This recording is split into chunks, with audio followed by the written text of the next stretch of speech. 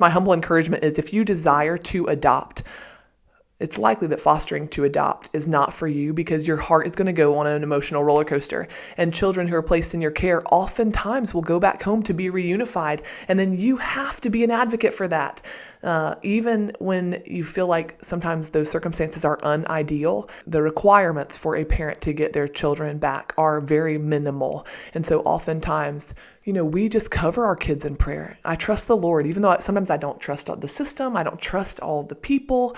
I trust God. And so at the end of the day, and then my job is to love on these babies while they're here, trust the Lord with the rest.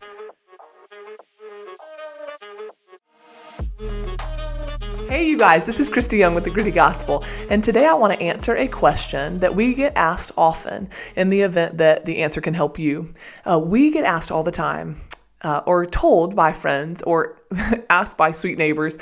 People will be well-intended and say that they would love to adopt, and they've seen that we have adopted out of foster care. And so they like to know how to foster to adopt. Let me tell you a little bit about our story. We were actually filling out a Lifeline application to adopt when the Lord began to put fostering families all in front of us, like people we meet at church, people we would run into at Chick-fil-A. Over and over and over, we kept running into foster families. I remember at a swim meet, we ran into a foster family. And I told Larry, I was like, Larry, I think the Lord's calling us to foster care and not to adoption via Lifeline anyway. And so then we began there's an 8-week impact class that you have to do. Each class is roughly 2 or 3 hours. And then there's a good chunk of paperwork to get approved and background checks and criminal histories and, a variety of just background assessment done to get you your approval as a foster parent. It seemed very clear to us that the Lord was calling us to foster care. And that does mean you're going to put your heart on the line. That means that you're going to put yourself out there to love a child well and deeply and to care for them tenderly as your own. And so your heart gets interwoven with theirs. You love them, train them, raise them.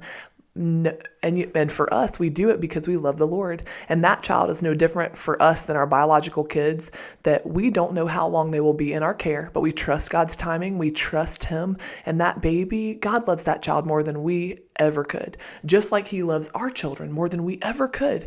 And so, but really that child's no different than any of our other biological kids. I don't know how long we'll have that child in our care.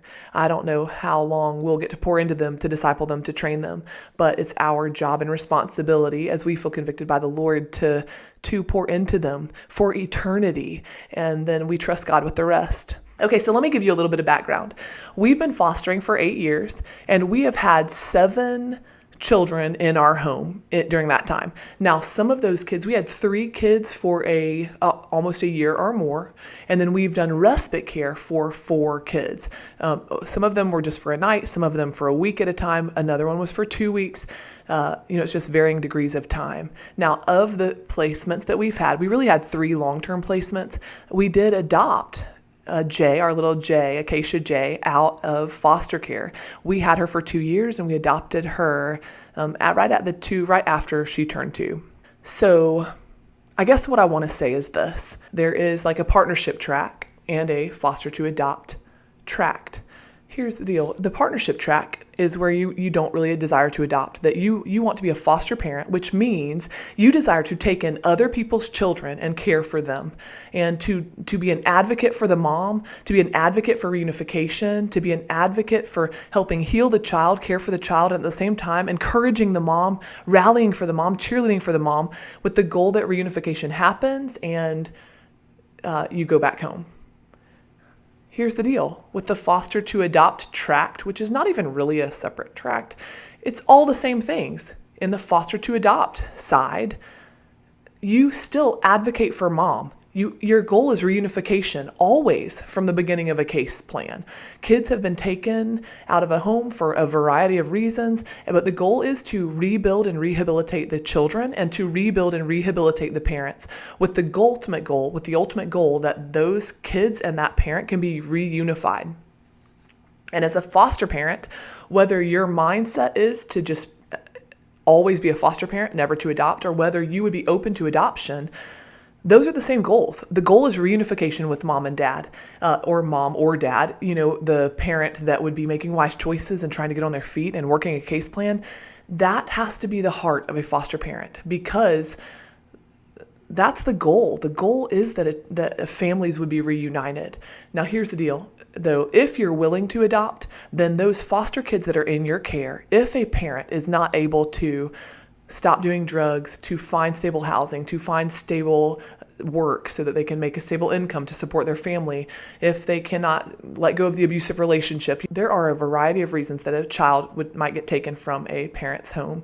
And if those factors cannot be resolved, then that option may open up to run a concurrent case plan, which means that case plan for the mom or dad to be reunified with their kids will always stay open until the TPR has happened, until there's been a termination of parental rights. And even then, there's a period where they can still appeal. But to back up a little bit, once a child's been in care for 15, 16 months, then the goal of the state really is to start a concurrent case plan oftentimes, so that you would have an adoption case plan going, so adoption potentially with foster parents, if they would say yes to adoption. And if they would not say yes to adoption, then they would start a concurrent case plan with someone who would say yes to adopt this child. Here's the deal. If you're already the foster parent, you get first dibs, so to speak. You get the first right of refusal to adopt the children that are in your care. And what's cool about that is that you likely, most of the time, you've already lived with them for 2 years or a year and a half or 3 years or 2.5 years. So you already know their tendencies, you know what they're struggling with, you know their trauma, you know whether they're a good fit with your family, and the odds are they are a good fit already if you've had them in your care for 2 years. And then you've been training them, loving them, caring for them, rehabilitating them. So you're in the best position to continue to parent them.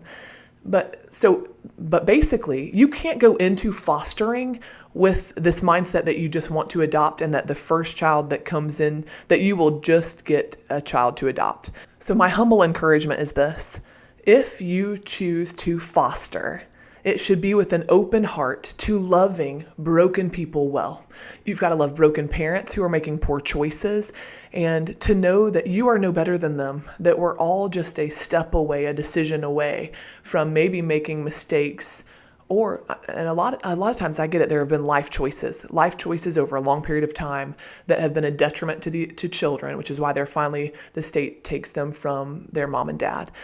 But at the end of the day, it's our job to rally for those parents. It's our job to advocate for them, to try to build a relationship with them, so that in the hopes that if the child does get reunified with them, that we will still have a relationship with that parent, so that when they hit hard times or when they're having trouble or when they're having a hard time parenting, that they can reach back out to us for advice or encouragement or support or just love, to say, I get it, I'm in it with you, this is just hard, parenting is hard. So really fostering you have to approach as being willing to take in another person's child, knowing that you're going to love and care for them daily out of your for us. We are so grateful to the Lord and what he's done for us in life and to save us for salvation, that we are now inheriting an eternal kingdom. So we, out of that great love for him, we overflow into loving for kids. That's has always been our motivation, just to care for the poor and to care for the orphan. And oftentimes foster care does both of those things. Oftentimes the kids you get in your home are both poor and basically orphaned by parents who are addicted to drugs, parents who choose to spend their time doing other things rather than raising their kids, parents who have neglected or abused their children and put their kids in compromising situations. And so it's out of our love for the poor and the orphan that we foster. But then knowing that we've got to be an advocate for the parent to get on their feet, and that at any time the state can take that child out of our home. And so that's what you need to know too. If your heart is to adopt, that means that's a roller coaster ride for you. My humble encouragement is, if you desire to adopt, it's likely that fostering to adopt is not for you, because your heart is going to go on an emotional roller coaster. And children who are placed in your care oftentimes will go back home to be reunified. And then you have to be an advocate for that. Even when you feel like sometimes those circumstances are unideal, or that it's like the requirements for a parent to get their children back are very minimal. And so oftentimes, we just cover our kids in prayer. I trust the Lord, even though sometimes I don't trust the system. I don't trust all the people. I trust God. And so at the end of the day, and then my job is to love on these babies while they're here, trust the Lord with the rest. All right, well, that's it. I hope that's helpful. I just wanted to do a quick little video to respond to that question, because I get it so often. Love you guys. I'll see you next time. next time.